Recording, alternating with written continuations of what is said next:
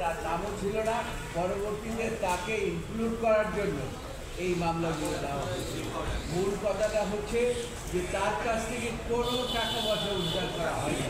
এটা কিন্তু আজকে যে আপিল বিভাগে যে সরকার পক্ষ থেকে তারা নিজেরাও বলেছে এবং আমরাও বলেছি।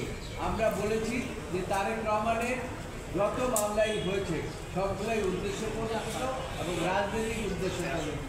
সেই কারণে তিনি খালাস পেতে পারেন এবং আদালত আজকে 4টি মামলায় ডিসমিস করেন।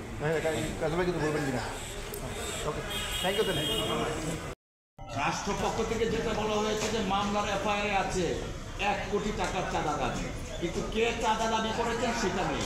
জনাব তারেক রহমান সাহেবকে সেই মামলায় সোনালিশ দেখানো হয়েছে, টাকাগুলো কোথায় গিয়েছে সেই হদিশটা নেই। অর্থাৎ অভিযোগ করছে টাকা আদায়, কে আদায় করেছে সেটা নেই, বাট তারেক রহমান সাহেবের নামটা দিয়েছে। এবং আপনারা জানেন এই একটা মামলায়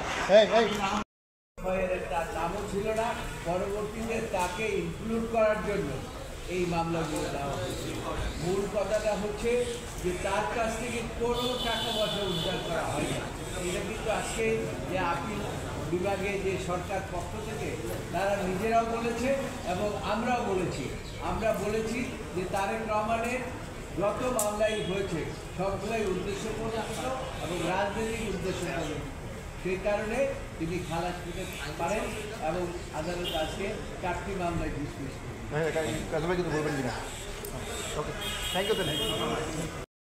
রাষ্ট্রপক্ষ থেকে যেটা বলা হয়েছে যে মামলার এফআইআর আছে 1 কোটি টাকার চাঁদা দাবি, কিন্তু কে চাঁদা দাবি করেছেন সেটা নেই।